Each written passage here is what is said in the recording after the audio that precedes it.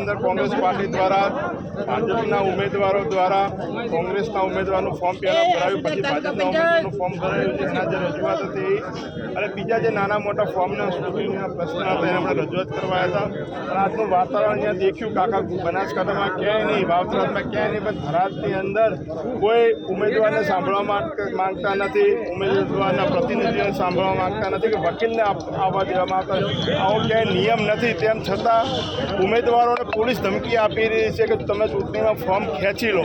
એટલે આવી તાનાશાહી ચૂંટણી પોતાના દમ પર તો જીતી શકતા નથી, પણ પોલીસના દમ પર ઉમેદવારોને ડરાવવાના જે ધંધા થઈ રહ્યા છે એના આવનારા સમયમાં એટલે વસ્તુ એ છે કે ઉમેદવારના પ્રતિનિધિને કોઈ પાર્ટીના પ્રમુખને કે વકીલને અંદર જવા દેવા નથી. કેમ, શા માટે તમે આટલો ડરો છો, છુપાવો છો? એના લીધે ઘર્ષણ સર, બોરલ સીટ ઉપર કોંગ્રેસે મેન્ડેટ આવ્યું હતું કે શું? દેખો, કોંગ્રેસ પાર્ટીના એ આગેવાન હતા, કોંગ્રેસ પાર્ટીના ઉપપ્રમુખ હતા અને એમને કોંગ્રેસ ફોર્મ ભર્યું છે. કોંગ્રેસ પાર્ટીએ એમને 2/21 મેન્ડેટ આપેલો છે.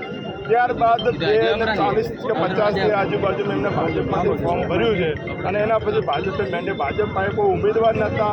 આટલા બધા જો જેને અહીંયા બધા આગેવાનો છીએ તો એક એમને ભાજપનો ઉમેદવાર ના મળ્યો કે કોંગ્રેસના ઉમેદવારને જેને લડાવવા પડે છે. આજે અહીંયા હોય, કાંકરેજમાં હોય, કોંગ્રેસના મજબૂત ભાજપ પાસે કોઈ નેતાગીરી નથી. ભાજપ પાસે જનાદર ખોઈ નાખ્યો છે. જે રીતે આ સમગ્ર વાવથરા કે બનાસકાંઠાના લોકોનો મૂળ છે, જે રીતે ભાજપ હારી રહ્યું છે એના ડરથી કોંગ્રેસના ઉમેદવારોને